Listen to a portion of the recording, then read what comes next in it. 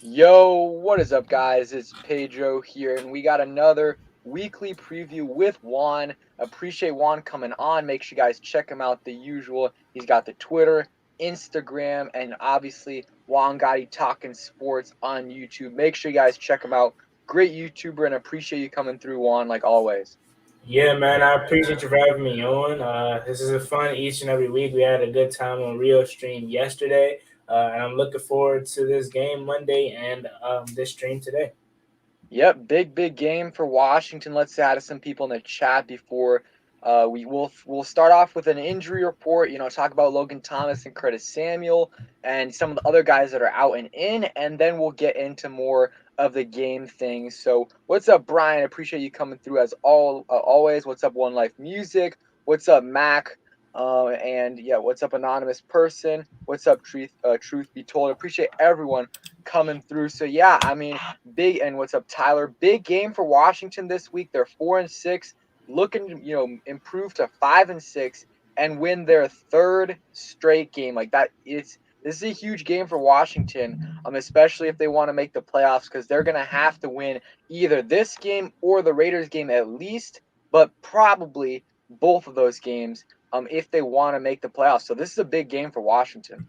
Yeah, man, it's a huge game, and for the simple fact of again, Washington slowly creeping back into the division race, and also potentially they could be in the seventh seed after this game. I mean, obviously depending on if Minnesota beats the 49ers, but yeah, it's a huge game, and Seattle is going to be fighting for their season lives. Like, I mean, if they lose this game, their season's literally done. Like, so it's a huge game. I know a lot of people say it's a stinker, but it's not. It's a pretty big game.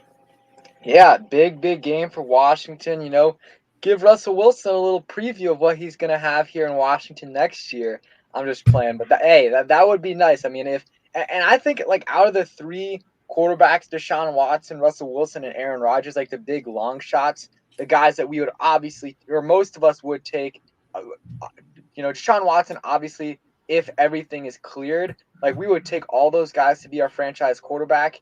And Russell Wilson, though, I think is the most realistic because, if they finish the year off with like 5 wins, he's going to be super frustrated even after having a great, a solid season early on before he got hurt. He's a really good quarterback, top five, definitely, no doubt a top five quarterback when he is healthy. So, maybe we'll give him, a little bit of a preview of what he could have in Washington next year. But that's probably long fetched. But One Life Music, appreciate the $5 donation. Says, let's get it, fellas. Kicking the stream off with positive vibes. W incoming. Yes, let's hope so. And I'm predicting a W. I think, me and Juan both got us winning. We'll give you guys a score prediction in a little bit. But yeah, I mean, if we win this game three in a row, we, have a chance if we win. And I think if the Vikings beat the 49ers and maybe one other thing goes our way, we're the seventh seed. And we're not only the seventh seed, but we're like a game and a half back from the first place spot in the NFC East. I mean, we'll just have to win next week against the Raiders and Dallas loses against the Saints. And we're playing for first place the next week against the Cowboys. But let's not get ahead of ourselves because that's a long ways away. We got to win this game first before we talk about first place in the division. Really got to win the next two games before we talk about, yeah, before we even get come close to talking about first place in the division. But One Life Music, appreciate the donation. What's up, KON Rockstar? So yeah, let's go. We got enough people in here. Let's start with a little bit of an injury report for Washington. So I'll list and Seattle as well. So the players that are out for Washington: Sam Cosmi, Tyler Larson, Ricky Seals Jones is doubtful. Two players are questionable: Curtis Samuel and Adam Humphries.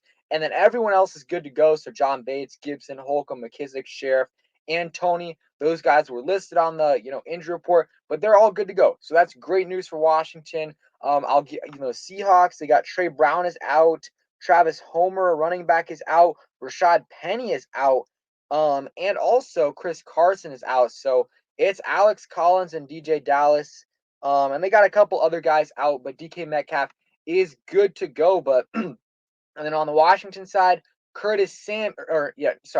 Logan Thomas isn't listed on the injury report just because he's on IR. I don't know if they took him off of IR. I don't know when the deadline was for that, but assuming they take him off IR, he's gonna be able to. He looks like he's gonna play on a limited snap count. Same thing with Curtis Samuel. I think both of those guys will play and with a snap count. So maybe Curtis Samuel plays like 20 snaps this game, and then Logan Thomas plays like 30, something like that. And I'm honestly good with that and if I'm Washington, I'm saving Logan Thomas for the red zone. Like, have Logan Thomas in every single red zone snap that you have.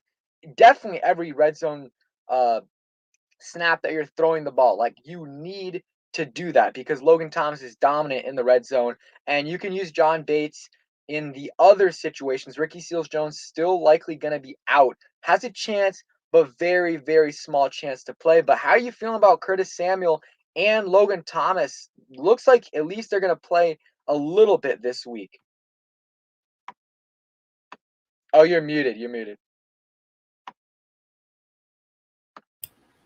Yeah, so I'm super excited for Curtis Samuel, man. I know I've said and a lot of fans said we want him to be shut down, and I still like kind of do, but I said also if you believe Washington or if you believe you can make a late season run and he feels like he's healthy, why not play him? I mean, I want to see him play, even though again I said I would prefer him to be shut down. If they think he's healthy, put him out there because I mean I do want to see him play. It's not like I don't.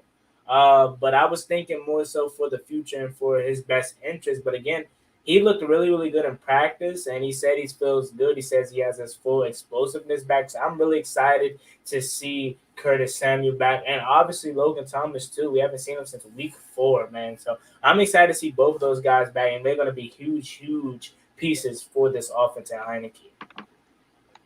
Yeah, for sure. And Curtis Samuel, I think with them, it's like they said Curtis Samuel likely going to be on a strict snap count. Logan Thomas will likely be on a snap count, but it won't be so strict. So maybe we'll see like Curtis Samuel. I think the first game he played, he was on a 25 snap count, 25 plays, and I think it'll be less than that. I think it'll be 20. He'll play 20 snaps and that's it. But that's useful for us. That's useful. As many snaps as we can get him in, that's great. And I think Logan Thomas around 30 snaps. And what you do is next week increase those by 10. Get Curtis Samuel to 30, 35. And Logan Thomas, he's been out for a while, and it's not like it's been like a it's a somewhat serious injury with the groin or with the hamstring, but it's not like it's like he's retweaked it. With Curtis Samuel, it's way more serious, and we need to be even more cautious with him. So I think Logan Thomas play him like 30 snaps, and if he feels good next week, you can pretty much put him in full against the Raiders. But Curtis Samuel playing like 20 snaps this week, and then maybe next week increase it to like 35 or 30, and then the week after that, that's when you can pretty much put him in full time. What do you think about that kind of plan? Yeah. Again, I'm sorry, I'm trying to do my other computer too, You're but good. You're good. yeah, I agree with that. You also today I found out that like I'm pretty sure if you guys are on Twitter too. What's up, Dubs family? It's been a while. I haven't seen you in a long time, man. Hope you're doing well. But yeah, if you guys didn't know, I didn't know this. Apparently he had surgery on the groin, and that's what a lot of people were saying he should do, and he had it. So hopefully, and they said he had that back in June though. June, yeah. So I don't know if that is a big, I wouldn't say big deal, but I don't know if that's a good thing as far as helping him because if he had it in June, he still wasn't ready by week 4. Maybe he just didn't let it heal all the way from the surgery. I don't know, but he had surgery on it. So maybe this was the proper wait time for him at the beginning of his recovery time, and he just pushed it. So hopefully he's good. He says he is back to full 100%. So hopefully that's true, man. And yeah, I'm super excited to have both of these guys back because I only can imagine if he's been doing this with Cam Sims and DeAndre Carter and John Bates and excuse me and Ricky Seals Jones. I can only imagine what he's gonna do with Curtis Samuel and Logan Thomas. Yeah, for sure. And let's say I have some more people in the chat. What's up, Casper Hill, Dubs family? Appreciate you for coming through. Armin Brown. And yeah, like Brian said, make sure you guys hit that like button. Let's get those likes up. It really helps out the channel, and subscribe if you guys are new. So, I mean, those guys, if we can get them back, it's going to be a huge boost. Definitely a huge boost. Logan Thomas, we've said it a lot, red zone threat. He's a red zone threat. And not only that, he does a lot of other things. But in the limited snaps that we're going to get from him, use him in the red zone and a few other plays. Get him a few targets. Get him a few targets this game. He's a solid blocker as well. And then you can use John Bates more in terms of blocking, especially in the run game. And then Curtis Samuel gonna use a lot of motion, open up the offense a little bit, open up things for Terry, and he moved the chains in that Falcons game. He got a few targets, and all of them were conversions. So he was huge for us in that game. Cosme and Tyler Larson are out for this game, and normally I would say those are huge hits, but I mean our offensive line, everyone on the roster, there'll be a certain point when if even more and more and more guys go down, I'll start to not feel confident. But I'm pretty much confident with any lineup they put out there because John Matsko is coaching these boys up, and I mean they're looking really good out there. Cornelius Lucas is probably like top 3 backup in the league at tackle. I mean, he could be a solid starter on most teams. And then you got Wes Schweitzer, who's just a machine, can play left guard, center, or right guard at a pretty high level.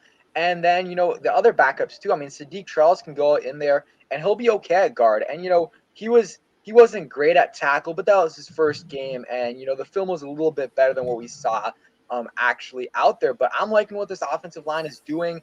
Hopefully Cosme and Larson come back soon. I don't know what's up with Cosme. I think it's a hip injury.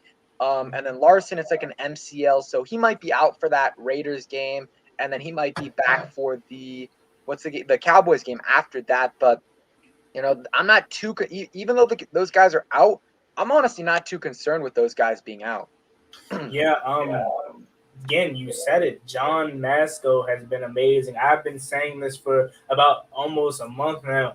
Give that man a raise, man. Like he deserves it because it doesn't matter what combination is out there, and they seem to be on the money. I mean, for the past 2 weeks, they have held some of the best pass rushing teams under check or in check rather. Again, last week was he sacked like 3 times, but majority of those was on Heinicke. The only one that was no, 2 of them was on Heinicke, and the third one was on John Bates. I mean, Hassan Reddick just killed John Bates. What do you want him to do though? You know what I'm saying? It's John Bates versus Hassan Reddick, and then the previous week he got sacked 5 times. But again, numbers are deceiving because about 3 or 4 of those you can put to just Heinicke and not getting the ball out or just running into sacks. So this offensive line has been amazing. It doesn't matter if it's Roulier and Sheriff and Cosme and Luke and Leno and Flowers, or if it's Wes Schweitzer or Larson or whoever. It doesn't matter what the combination is, man. They just always seem to be ready to ball, and I couldn't be more excited about that. So again, shout out to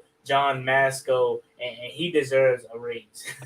For sure, for sure. And I want to answer a question right here. So RHS Chess says, Pedro, what would it take for you to finally say Heinicke is our guy? Surely playoffs with this year's brutal schedule. I feel like Juan and Rio already leaning towards him. I mean, I'm not going to speak for Rio and Juan, but from what I'm hearing from them, like, at least, I mean, Juan, do you think Heinicke right now, do you feel like Heinicke is our guy? Like, do you believe he is our franchise quarterback right now? I don't know what to feel because it's like 1 week Heinicke Exactly. is our guy, and you're like, oh, and then like once you start to believe and say, yeah, man, he could be our guy, man. He's having multiple games where he's looking good, whether we win or lose, he's still looking good. And then once you start to believe in that, then he shows you why he has been a backup, all these years. So again, I don't know what I can believe right now. I sure to tell you this though, if he continues to play the way he's playing, it doesn't matter what I think, it doesn't matter what Pedro think, it doesn't matter what Rio think. He's going to be your starter next year, week 1. If he plays on this pace, he's going to be your starter week 1. And quite frankly, if that's what we're going to get, why not have him your starter? But that doesn't mean you can't draft a guy still. That doesn't mean, you know what I'm saying? So I don't know what to believe, what I think right now at this moment. Okay, for me, like with Heinicke, like I don't think I'm that low on him. I just need to see more consistency from him. Like that's what Yeah. I need to see.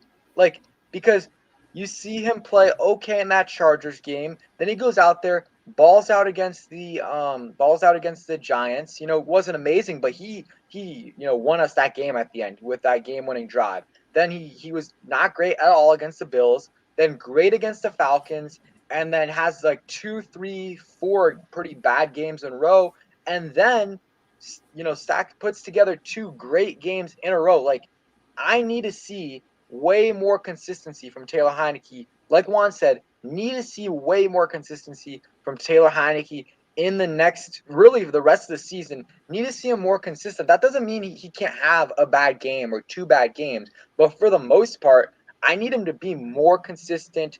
And like he's not going to improve in his arm strength. There's some times where he can really zip it, but there's other times you can see the limitations on him. The ball doesn't get there, doesn't get to the receiver. The DB gets in front of it because it's too slow. He makes the read quick enough, but he just doesn't have enough zip on it. So if he can improve on some other things that I think are definitely correctable, that he can do, that'll be really encouraging for me. Something I've talked about this for a long time. He needs to improve on really just throwing the ball away quicker because he can avoid sacks, which really helps out this team, helps out this offensive line. He'll avoid the first sack. And then after that, he'll try to do a little bit too much. And either he'll get hit or he'll get sacked. So he needs to throw the ball away a little bit quicker. I think that's definitely correctable. That's a mentality. And then the other thing, I think he can, run a little bit more. Like there's times where I'm like, man, there's a lane open for you. Go ahead and run the ball because he's quick, he's shifty, he can get more yards than he's getting. So I think he can do that, and that'll help us out. But he just needs to be more consistent. And I mean, I don't know if there's much else he can do. I still think even if he has a good season the rest of the year, I wouldn't say we need to draft a quarterback early, like first round, but I still would like us to draft another guy like second or third round, maybe a developmental guy, sit him behind Heinicke. And if Heinicke's our guy, then that's great. You have a guy behind him that, is either going to be a great backup or you can trade him away for something. And if not, you got a guy behind Heinicke that can play a little bit. So I think me and Juan are both in the kind of same spot. We want to see more consistency from Heinicke, and we just need to see more because he's old. He's not old, but he's young in terms of experience at the starting quarterback position. So just need to see more from him. Need to see him the rest of the way, and if he can be more consistent, that would go a long way, in my opinion, at least. Yeah, I mean, you just said it, and I'm pretty sure that's how 100% of this fan base feels. Yes, you've been good for the past 2 games, but how are you going to finish through this next 7? You're going to finish 5-2, 6-1, undefeated. Four. I would even take 4-3 because maybe that's good enough to even get a wild card. I don't think so, but at worst, I would take at minimum, I would take 4-3 down this stretch. But if he finished 5-2 or 6-1 or 7-2, and he gets us to the playoffs, whether it's division or wild card, you cannot not let him be the starter next year. You can't, considering the fact of where we started. If he gets us the 7th, 6th, or 4th seed, you have to let him start. That doesn't mean again you can't draft a guy. You know what I'm saying? That shouldn't stop you from drafting one. But if anything, he needs to be your starter, right? Because again, look where we started and look where we can potentially be at the end of the season. But again, it's one game at a time. He's 2-0 right now in this stretch of playing good.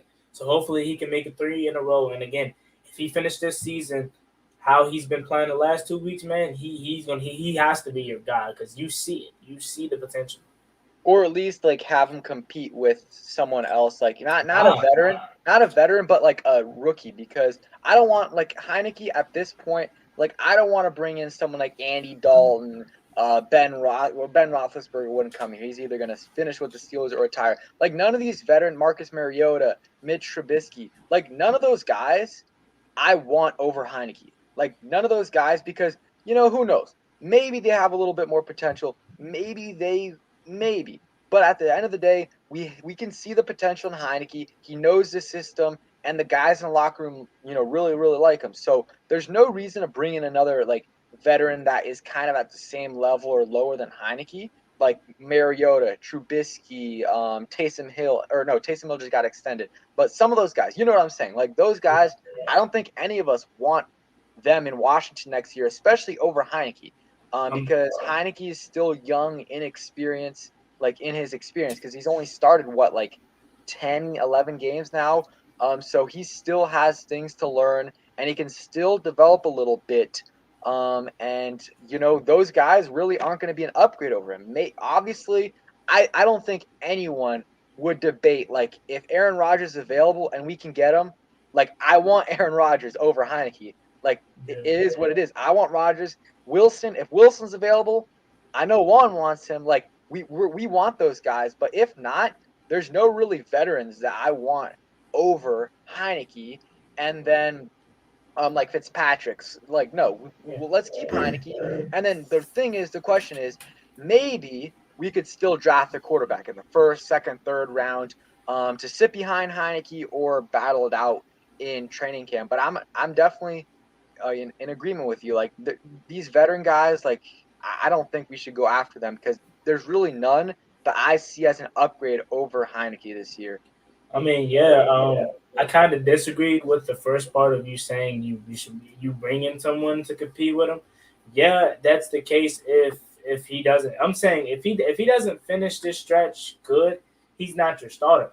But if he finished this stretch good, you don't bring anybody to compete with him. He's your guy. Like if he leads you to the playoffs, he's your guy. It doesn't matter because again, look where we started from and look where we could possibly finish. So again, and at least in my opinion, if he takes us to the playoffs, he's your guy. You don't bring in nobody to compete with him or try to potentially look at who could be better for him, to be the better starter, because you have to roll with the guy that did something for you last year. You know what I'm saying? Now again, unless it's a rookie, then you can have a competition. But even still, Heinicke should be your guy because they had us drafting Malik Willis.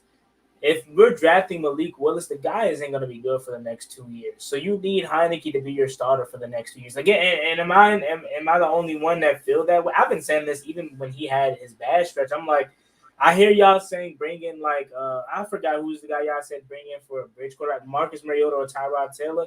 Those players, they wouldn't be bad as bridges, but I want Heinicke as my bridge. You know what I'm saying? I want Heinicke as my bridge because he knows the system and look what he can do in this offense. So, if anything, if we draft a rookie, Heinicke should still be your starter. Doesn't matter if it's your bridge or if it's your guy that's starting from day one. But back to my original point is I don't think you should bring in anybody to compete with him if he leads you to the playoffs. I just think that should be your guy.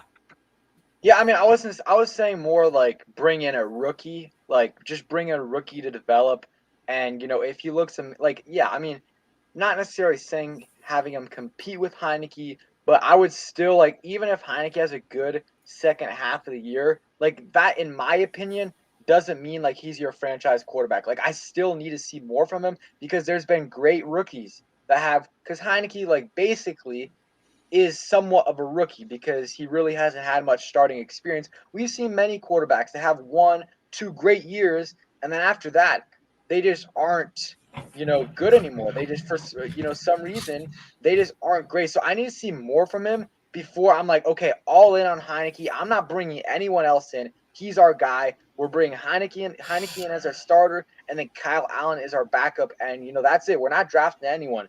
We're not drafting anyone. I need to see way more from Heinicke before we do that. Like at the very, very least, like we're bringing in a third round guy this year. One Life Music says 4 is the perfect bridge. Not sold on him being the guy long term. Yeah, I totally agree with that. If we draft the rookie, I've seen enough from him. I think I've seen enough from him where I'm fine with him being. Yeah, I think I have seen enough from him where he can be the bridge quarterback for up to a year. Ideally, though, a little bit less, and have develop the quarterback behind him. But I need to see a lot more before I say he's our franchise quarterback. Yeah, I agree. I agree. I just think like personally, if he leads to the playoffs, he has to be a guy. Simple. Like the franchise guy No, I'm just talking about next year. next year. Okay. Yeah. I think I agree. And yeah, we are I think we're like some of us are getting a little bit ahead of ourselves. Like, and I think like me and Juan are not saying we're gonna win this division. Dallas is still the front runners. They're 7-4, and yes, they are healthy. I think they're still though. They should win the division. And Washington, if they will make the playoffs, I think it will be as the seventh or sixth seed. Because Dallas, the only way we win this division is if we sweep Dallas. We have to sweep Dallas. If we do that, then maybe there's a chance. But that's gonna be tough because they've got a solid team, and they're gonna get some reinforcements back with C.D. Lamb and Amari Cooper. But now let's get into this game a little bit. Let's get into this game. We've talked about Heinicke, the injuries. So I'll start. I'll start with a key to victory, and then you go. So my first key to victory for Washington: continue to run the ball. Give Gibson the ball, give Patterson, give McKissick the ball. You need to see 33, 34 plus carries by this running back core. If we do that, I think we're going to win. We can control time of possession if we do that. Gibson has a good game. This offensive line has been mauling people in the run game. I trust them to continue to do that against Seattle. They don't really have anyone that scares me, so I think that I think we can do that. I really think just run the ball. Gibson needs to have a big game, but just continue to run the ball on first down, and keep doing that until you can't. And if we do that, I think we'll have a very good chance of winning because the last 2 weeks we did that. We controlled time of possession, and we were able to win both games because we were able to control time of possession. Yeah, so I agree with that. But my first key to victories, we got to continue to get interior pressure because I mean, obviously we know Chase Young Montez Sweat is out for the season, but interior pressure is more important, especially when you have backup edge rushers in the Deron Payne, Jonathan Allen is the force of this defensive line. If Jonathan Allen can continue to be getting pressure up in the middle, Russ Wilson is going to have no time to step up into the pocket. You know what I'm saying? That's going to help, Casey Toolhill and James Smith Williams and Shaka Tony should be back tomorrow. Get around that edge and, sack Russell Wilson. So I think the most important key, in my opinion, we got to find a way to continue to get pass or pressure up the middle in the interior. You know what I'm saying? I need to see more out of Nine. Now, I haven't seen a lot from him this year. Might have only one, or has he been sneaky good and I'm just not paying attention? But it's like in years past, we normally hear, Unitas is the best pass rusher we have from the interior. And it just hasn't been that case this year. But we need to see more from those guys. Not more from John Allen. Not saying he hasn't been good already because he's been arguably an all-pro. But I'm saying we need to continue to see more from them to even give us a chance because obviously we know we're lacking on the outside. So, yeah, that's my first key. And I think that's the most important key. Get interior pressure because, again, I said this on Rio stream yesterday. Just me personally, I don't think Russell Wilson is 100% healthy. I think he kind of rushed his recovery back. He was originally supposed to be coming back after this game, and he kind of came back, 2 weeks earlier. And I feel like he kind of rushed it a little bit. So that's my first key. Yeah, and I agree. Got to get pressure, and also though, like we got to make sure we contain him. Like we can't let him beat us with his legs because his legs are healthy. Like that's not the injury. His injury is with his arm, his throwing or his his hand. So we have to limit him in the keep him in the pocket and sack him there because if we force him to the edge outside of the pocket, he's gonna kill us. He's definitely gonna kill us. Appreciate that, Grizzy. Let's see. Tiho says, wait, let me see. What was the question? Who is taking over Sam Cosmi's job since he's out with the hip injury? Cornelius Lucas will be the starting right tackle for us. What's up, Philip? Appreciate you coming through. So my key to victory, I mean, you want to do this every week, but especially against the Seahawks, got to limit the big plays. You have to. I mean, DK Metcalf, big play machine. Like he's a deep threat. Same thing with Tyler Lockett. And Russell Wilson's one of the best deep ball throwers in the league, and he is limited, but he still can make you pay. So we can't have any blown coverages like we had, kind of the first 6, 7 weeks of the season. We cannot have that happen. We really cannot. If we are able to limit the big plays, I think we have a really good shot of winning this game because I don't see the Seattle Seahawks offense doing much against us in the run game, and really, I don't see them doing much against us unless it is some big plays from DK Metcalf or Lockett. So that's one of my keys to victory. You got another one? Yeah, why not? Find a way to get DeAndre Carter and Terry McLaurin the ball early.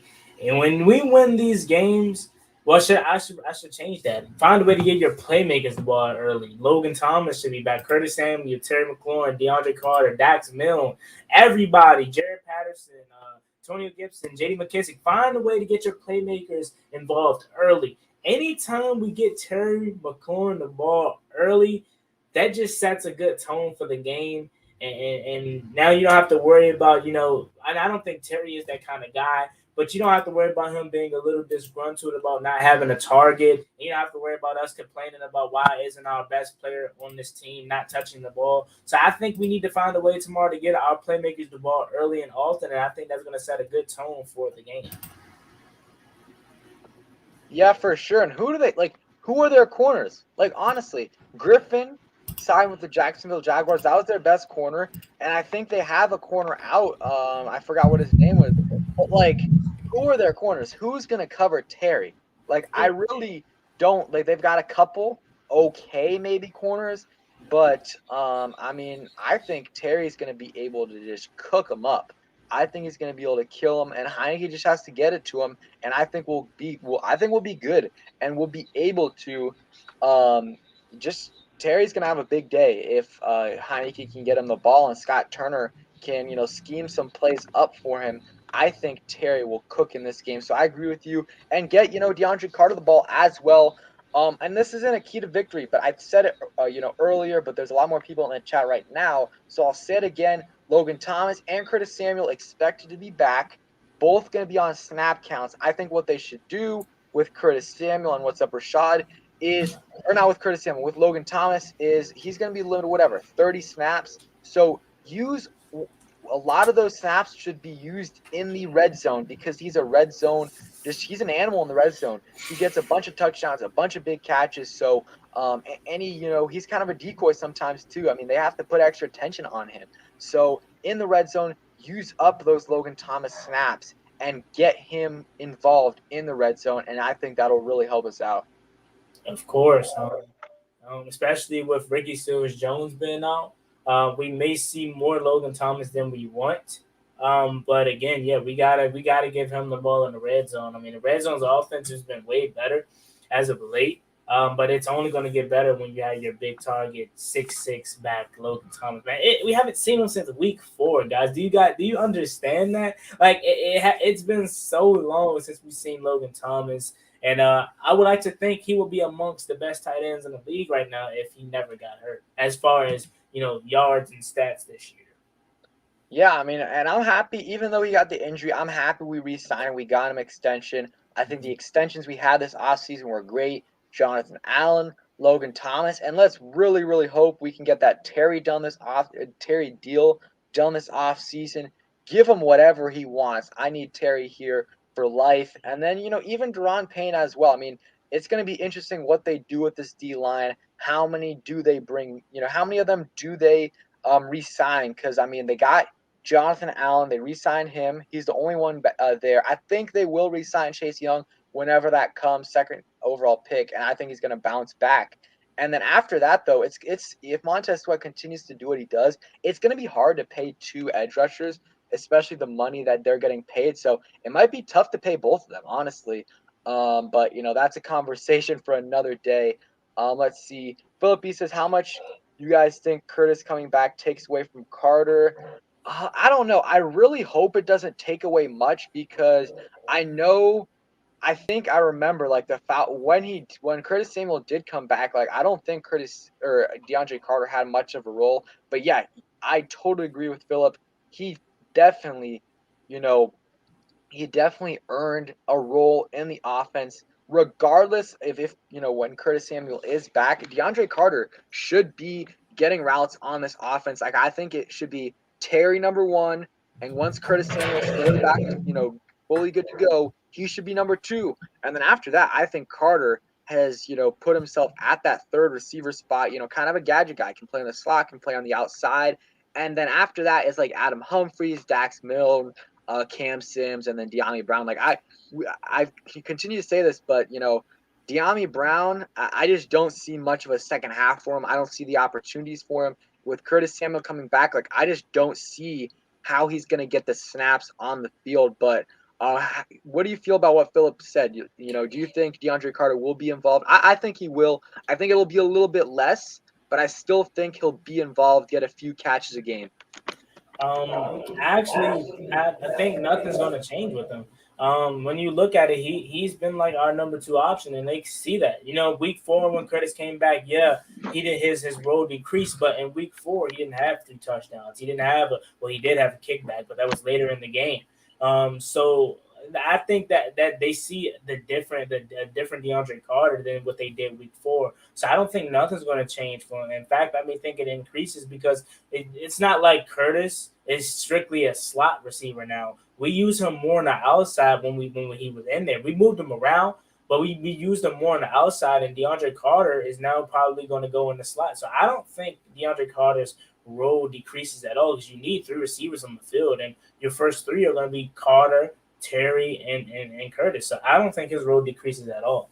Yeah, and this is totally off topic, but I wanted to do a video about this kind of like a month ago, but I never got a chance to do it. But I wanted to talk about kind of like this front office and Ron and this coaching staff are really, really good at finding these low-key free agents, like super, super good. And really the big time signings haven't really worked out for us. And really, I mean, we'll see. There's a lot of time for those. Ryan Fitzpatrick obviously didn't work out, but that's because of a freak injury. Curtis Samuel, I think at the end it will work out. And William Jackson, he's turning it around, but still need to see a lot more from William Jackson. But the low-key signings last year, and I know that was a slightly different front office, but still the same coaching staff, which a lot of these small guys, like Pete Hanner was the one who wanted Logan Thomas. You got Logan Thomas last year, Wes Schweitzer, Ronald Darby, Cornelius Lucas, Kevin Pierre-Louis, J.D. McKissick, like a lot of really good guys last year. And this offseason, their best signings have been low-key guys. I mean, Charles Leno, DeAndre Carter, Eric Flowers wasn't a signing, but they stole him from the Dolphins. I mean, that was one of the stupidest trades I've ever seen. I mean, it's not a big-name player, but I mean, the Washington got him for free. It was a 7th-round pick swap. So they really gave up like a 10-pick difference in the 7th round, which is nothing. And the Dolphins are paying 2/3 of Eric Flowers' salary. And the funny thing is that the Dolphins have PFF, and I think in terms of sacks and pressures given up on other sites, so it's not just PFF, they have the worst offensive line in all of football. So I don't know what the Dolphins did with that move, but I mean, I think Washington, in terms of the low-key signings, they've done a good job. And next offseason in free agency, I'm going to keep my mouth shut when they don't sign any, when they're not signing any big names and it's the 3rd day. Usually a lot of us are like, come on, make that big name signing. Like, we want Curtis Samuel. We want these big names. But I'm going to be like, you know what? I trust this staff to fill out this roster with low-key signings. Like, a lot of these guys aren't going to be stars, but, a lot of these guys that they sign are going to be solid starters for us. Yeah, I agree. Last year, I was a little impatient, but I wasn't as impatient as I was the year before. I mean, the year before when Ron first got here, it was bad because, man, that's when I used to make videos like 8 videos a day. Like, I was literally uploading like crazy. And I was so impatient because I was like, man, they said we had all this money coming into this free agency and we haven't done nothing. There was reports about us trying to get Amari Cooper. And it was just crazy, man. I was so impatient the first year Ron got here. And I think that year our biggest signing was $40 million, 10 per 4 years with Kendall Fuller. So, yeah, the first year Ron, the first free agency of Ron, I was so impatient. I ain't gonna lie. But last year I was a little impatient, but I wasn't as impatient as I was the year before because I kind of knew we were gonna sign Curtis Samuel. Like the writing on the wall, it was like all signs pointing towards him and getting signed here. So I really wasn't, I wasn't expecting us not to sign him. Did they do it like was it didn't if correct me if I'm wrong, but wasn't it like late at night when they made that signing? Fitzpatrick. No, Curtis. I know They Fitzpatrick signed. was It was like like early in the morning. Fitzpatrick.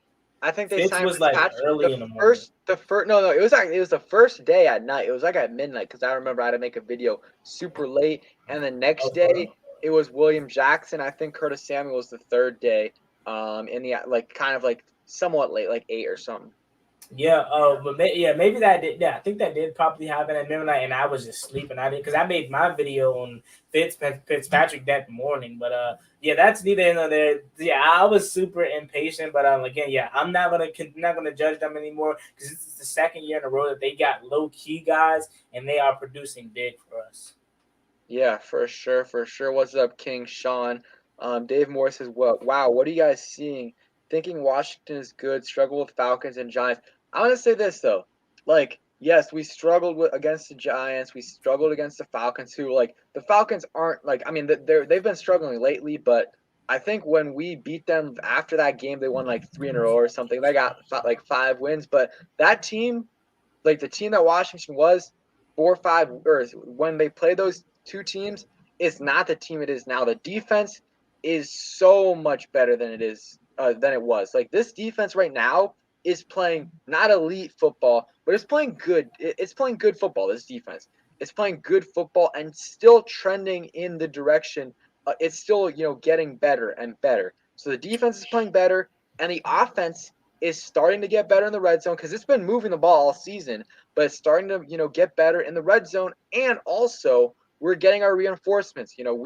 Um, Brandon Sheriff came back a few weeks ago. We got Curtis Samuel and Logan Thomas coming back in a limited basis this week. So I just feel like that team we had 8 weeks ago is not at all the team it is now.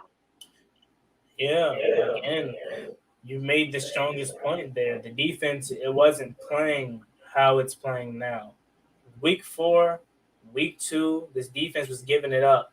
That's not the case these last 2 weeks. Look at our quality of wins compared to the first two. The Falcons and the Giants versus the Bucks and the Panthers.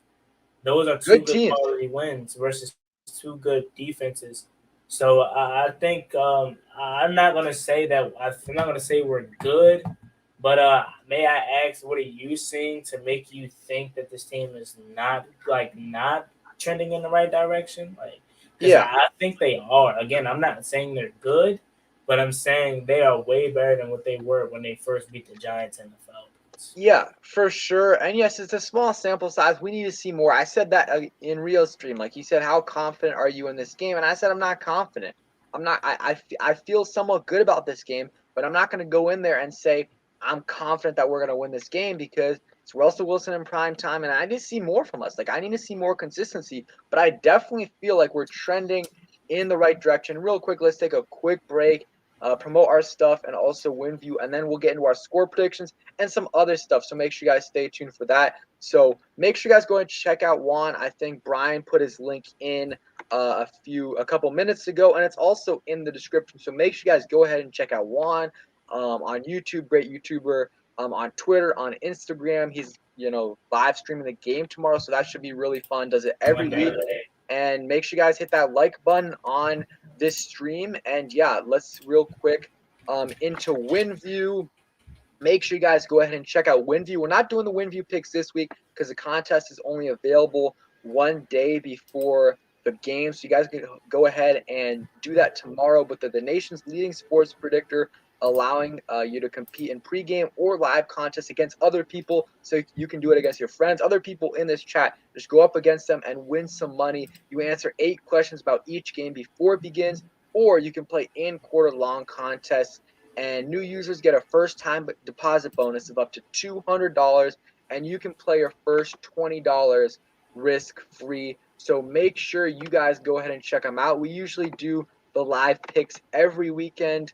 And I might still post them in a video or something. But yeah, I mean, make sure you guys go ahead and check them out, and make sure you guys sub up to both of us. And yeah, appreciate everyone for coming through. So Juan, let's start with a score prediction. What is your, and real quick, let me read a comment. RHS Chess says, if we win on Monday, can one of you do an NFC East roundtable? Hey, I think I might have to. I might have to do it either next week, or if we win against the Raiders, I'm gonna have to set one up. It might be a little bit, I mean, since it's a Monday night game, it might be a little bit harder to do that week, but we'll see. I'll try to get that done, get a few YouTubers in, but that should be fun.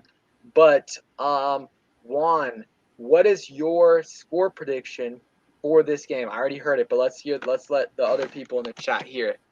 So my score prediction for Monday is 31-20 Washington wins, but the score is going to be deceiving because the game is going, or should I say misleading, because the game is going to be closer than what the score says. I think it's going to be 28-20.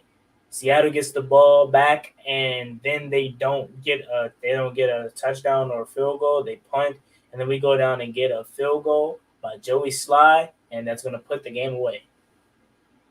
Yeah, I got it 24-16. Don't think it's going to be a blowout just because they do their defense is okay. Like, their defense isn't that bad, but I remember we almost beat them last year with Dwayne Haskins as our starter. If Dustin Hopkins makes an extra point, we go into overtime, because I know we lost by, I think it was 4, but if he makes that extra point, we're able to kick the field goal at the end of the game. So Dwayne Haskins, he if we didn't have him I know we had a better second half, but that first half was atrocious. So if we had Heinicke starting that game, we win, and that Seahawks team from last year was much better than this year's team. So 24-16, I feel like we should go ahead and win this game. So let me read some, and you guys can go ahead and put this in the chat as well. What's up, Dave in DC? Yep, that was a good, I mean, I didn't get to watch the end of it. I know Alabama won against Auburn.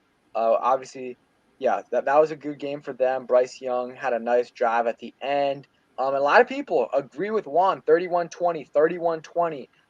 Let's see, One Life Music 33-24, and then Loser the Redskins fan says 28-24. I think we'll score 24 and they'll score 16. Maybe it'll be a little bit higher with both Logan Thomas and Curtis Samuel coming back.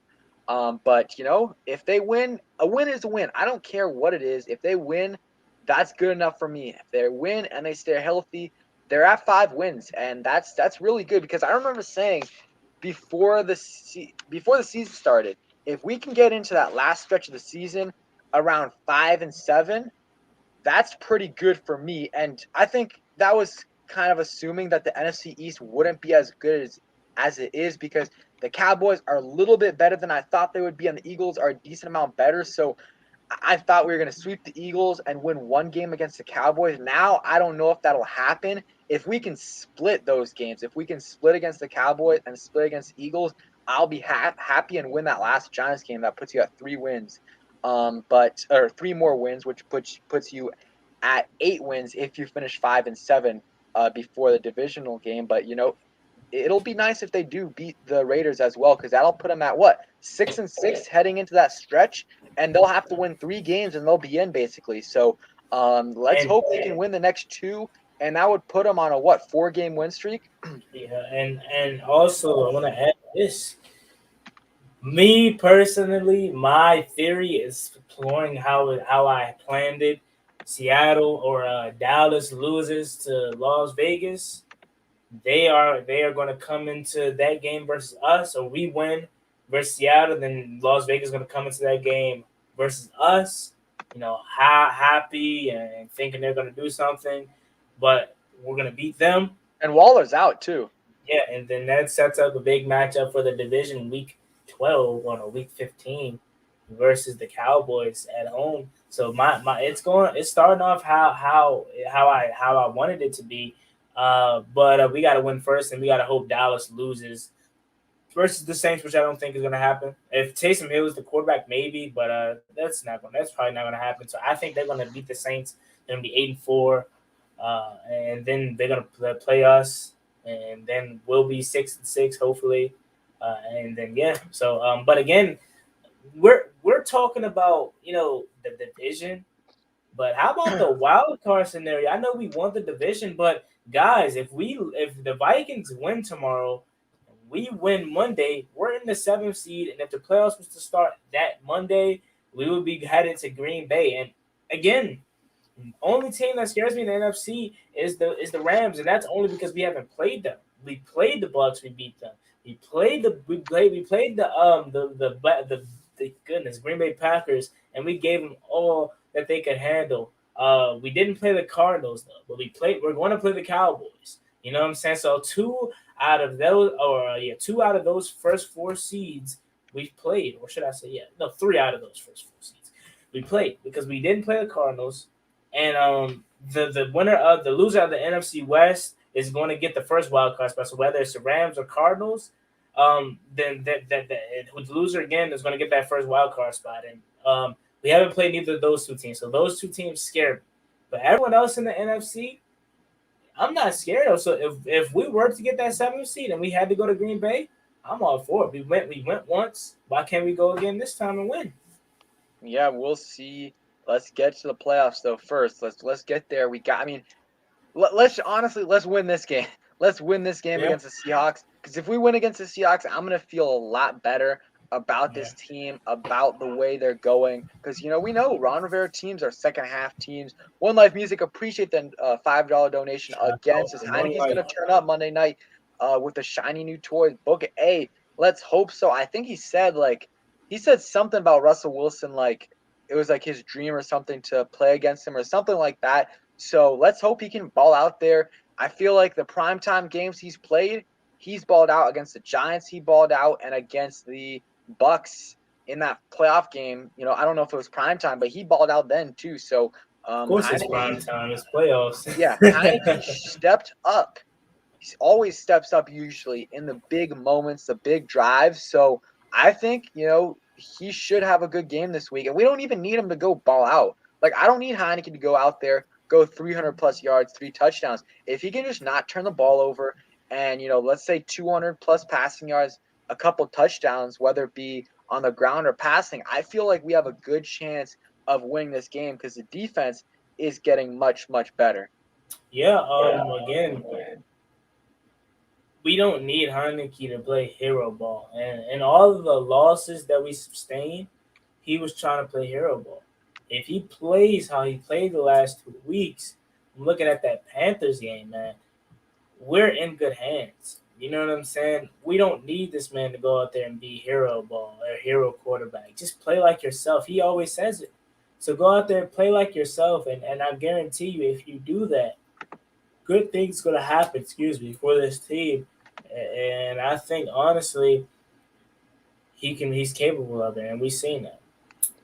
Yeah, let's just hope he can go out there, ball it like he has, and win us this game and improve us to 3 wins in a row. Dave and DC appreciate the $5 donation. Dave, Says great job tonight on Thanksgiving weekend. You guys are doing great, man. I appreciate you for the donation. I appreciate everyone for tuning in. thank It's you, going to be man. nice tomorrow watching football, really without having to worry about us playing tomorrow. But we will have to play on Monday, so It should kind be. of feels like a bye week. Yeah, it does a little bit, especially kind of with the three Thursday games on Thanksgiving. So and let's and no, and go ahead. then no, I was just gonna say, and then that following week we have to wait until 425. So like they Uh, kind of messed us up too. So yeah, that's what I kind of want to say.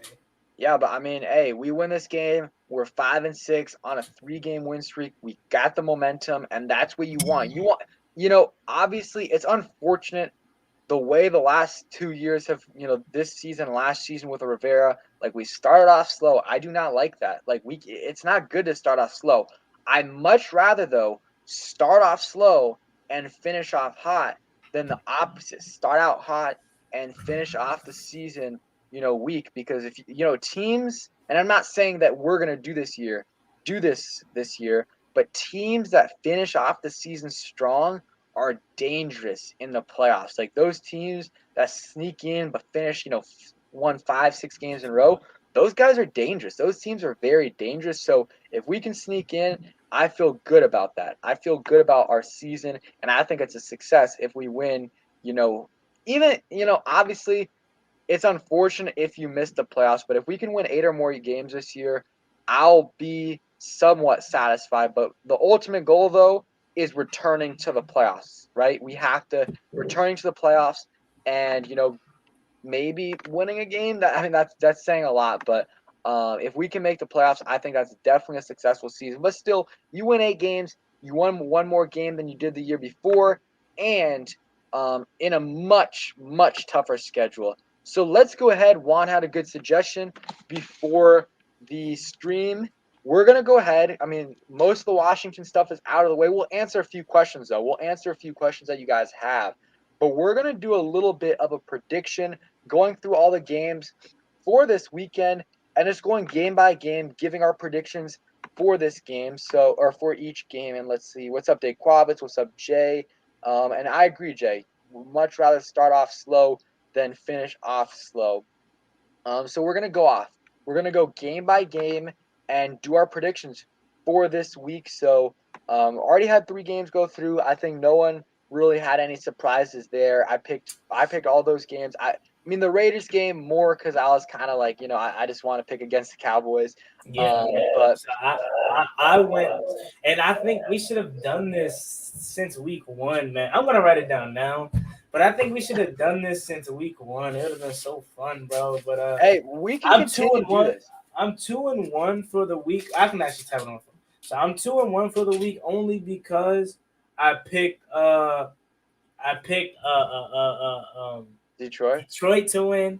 But yeah. So I'm 2-1. You're 3-0, and I'm gonna keep track of this. So we should do this like every week. So Yeah, I've been posting my picks not every week, but usually I post them on Twitter. But yeah, let's go ahead and do this right now. So first game, Steelers Bengals. This is a tough one. I'm gonna go. You go first on this one. I want to say Steelers. But I'm gonna go Bengals. I don't know. I'm gonna go Bengals. But hold on, give me 1 second, real quick. I can open the door.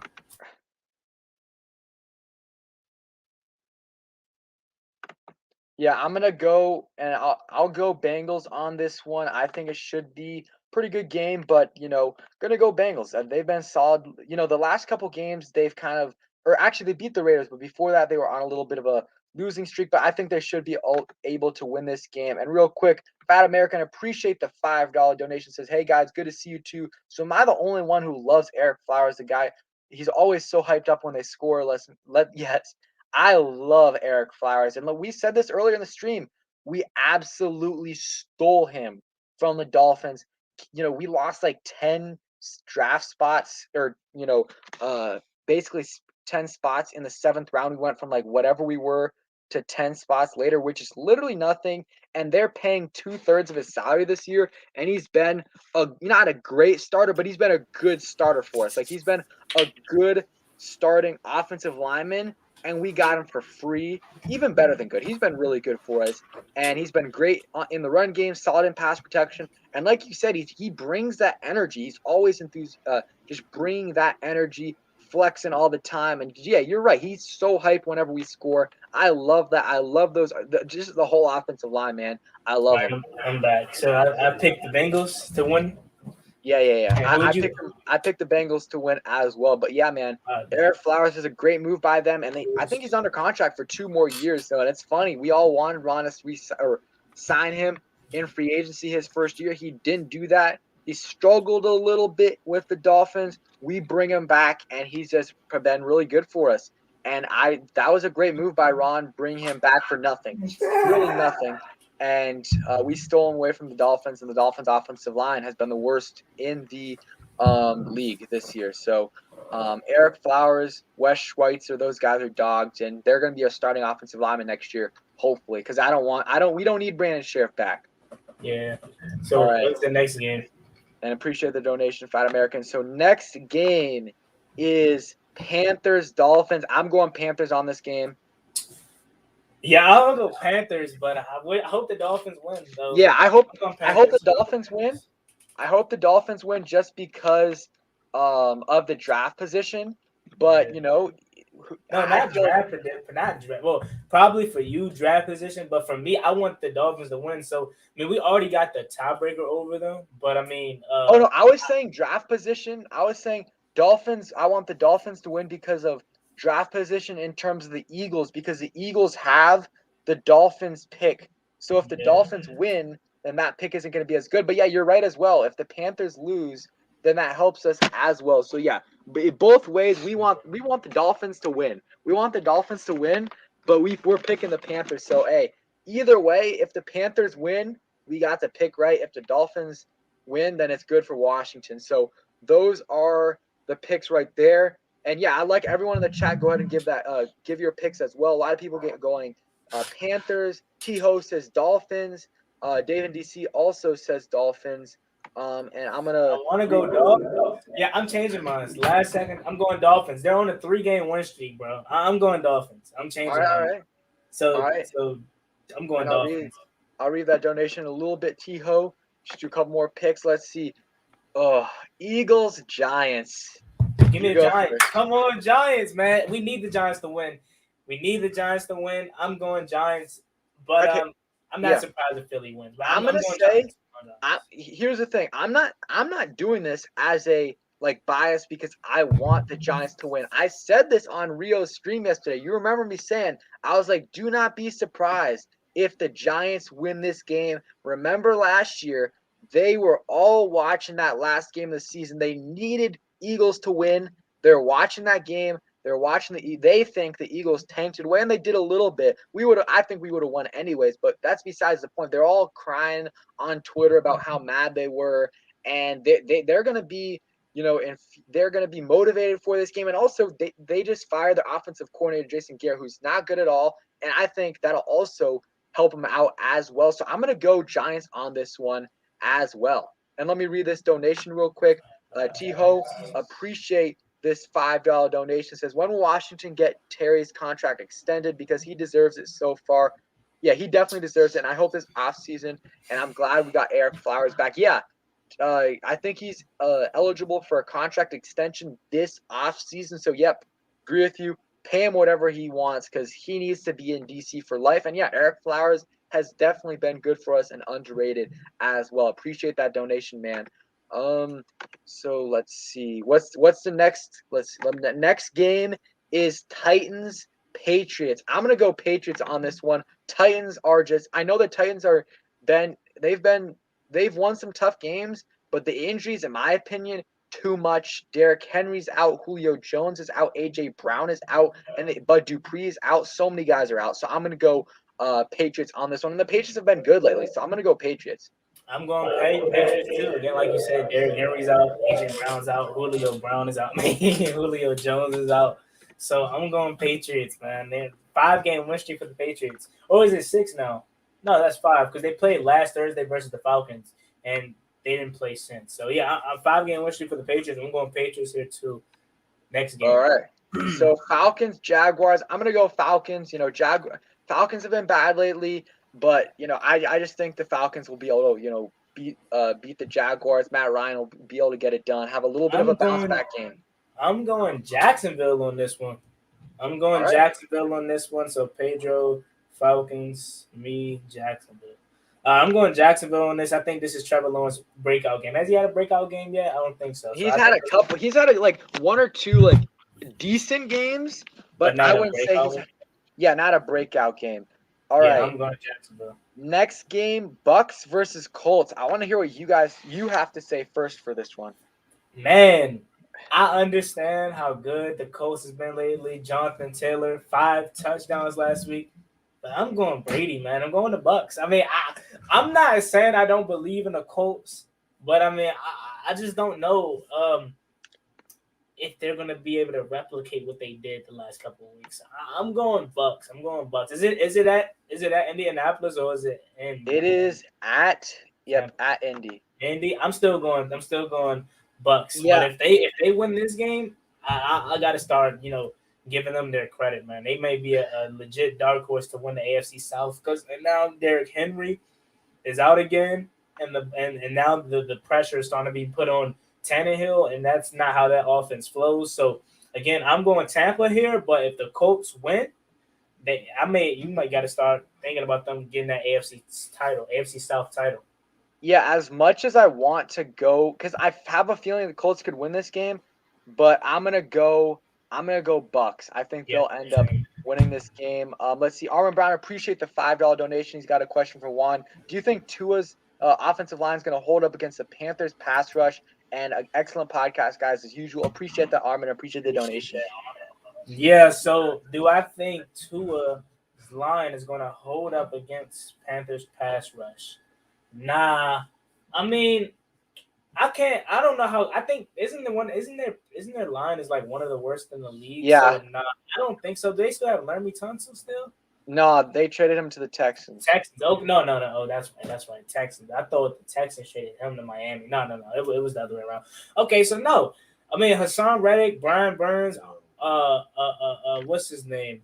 Derek Brown, all those guys in the middle. I don't think so. I don't think so at all. I don't think so at all. Yeah, but yeah, I got the Panthers winning, but we'll see. Appreciate that donation, Armin.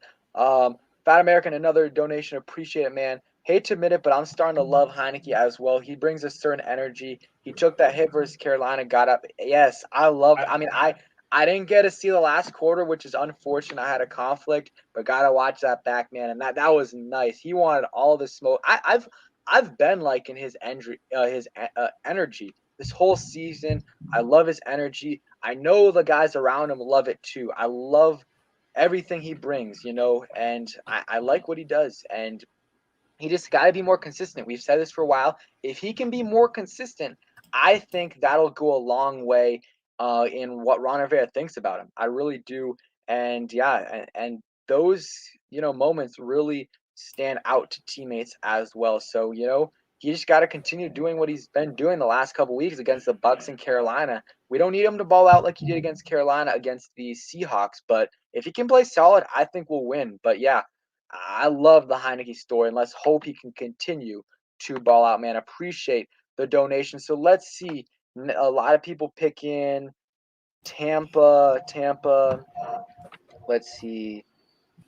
Heinicke is the most exciting QB we've had since RG3. I would agree with that. I think Heinicke is probably I'm not saying he's not the best quarterback we've had since RG3, but I would agree with most exciting because he's he's very exciting out there. Sometimes crazy, but I like what he does out there. So let's go. Next prediction is Jets Texans. I'm gonna go Texans. You're going Give Jets? me the Texans. I'm going Texans. I'm going Texans. We can go past this game. Zach Wilson's coming back. That's gonna be a dud. Jets Texans. That's got to be the worst game of the week. Yeah, I'm going Texans. I honestly want to see the viewership and how many people can be in the stands for that game. I'll probably say 20,000 if at that game. That got to be the worst game, man. Yeah. Next game. Texans. We're both taking the Texans. Texans, right? Yeah, Texans. Yeah. All right. Next game for me is Chargers Broncos. I'll go Chargers on that one. They've been kind of underwhelming lately, but the Broncos, I just don't trust them. I don't trust them and Teddy Bridgewater, and I definitely trust Justin Herbert. And let's see, I think it's in Denver, but the Chargers not too far away from there, and they're kind of used to it. So I'm gonna go Chargers on this one. Everyone's saying Chargers in the chat. And yes, we should have beat the Broncos. We should definitely have beat the Broncos and maybe the Chargers as well. But definitely that Broncos game, man, it's tough to swallow because we win that game and it changes a lot of things. So you're going Chargers, right? Yeah, I'm going Chargers. All right, next game, Vikings 49ers. I'm going Vikings for this one. They've been good. They've been solid all year. They're the only team in the NFL with a lead in every game. So I'm gonna go with the Vikings. Yeah, I'm gonna go Vikings too. Only two things because they're probably the better team, but we need them to win because if they win and we win Monday, we're in the 7th seed. So give me the Vikings for biased reasons. Yes, I'm gonna go Vikings on that one. So we got a few more games. Rams Packers. Okay, that is such a tough game. That is such a tough game. But Aaron Rodgers got turf toe though. I'm gonna go. Here's the reason I'm going with the Rams. They're coming off the bye week after 2 stinkers. They're pissed. Are they at home or who's at home? It's at Lambeau. I'm still going. I'm going with the Rams. Give me Packers. Give me Packers. Right. I know Rodgers got turf toe, but give me Packers. So you Rams, I'm Packers. Let me write that down. Yeah. Only reason I'm going Rams is because I feel like Sean McVay, with 2 weeks off because of the bye, or a week off, sorry, he's gonna have some things schemed up. So I'm gonna go Rams on this one. Let's see. Next is Browns Ravens. Oh, that is another tough one. That's a Sunday night game. That's Ravens. a Sunday night game. Browns suck for real, bro. They're not good for real, honestly. I don't think so, especially without Nick Chubb. Hey, when is he not coming? Nick Chubb and Kareem Hunt are back this week. Okay, so nah, they're back. Still, give me Ravens. Give me Ravens. I think if Lamar's playing, right, or is he still? Yeah, I'm gonna go Ravens. He's playing. I'm gonna go Ravens as well. Give me Ravens. And then our game, we already know who's winning. We already got Washington going. So, yeah, those are our picks, and I like this idea, Juan. I think we're gonna do this every week. We're gonna have it tracked down, and everyone in the chat as well. You guys can go ahead, track your things down, and give us your things for every week. But man, Juan, this was really, really good. I know everyone's going to be picking Washington, but appreciate you coming through. This is a great stream. Make sure, of course, you guys go ahead and check out Juan's channel. You guys already know what to do there. He's going to be streaming tomorrow's game, so make sure you guys go ahead. Monday. Make sure you guys go to his stream on Monday and check that out. Appreciate everyone in the chat. Ali, Rashad, Mac, Fat American, Dave and DC, Brian Harding, Jay, T-Ho, James Panda, Philip B, everyone for coming through, Armin Brown. And yeah, until next time, let's hope we can get this win. Peace. Peace.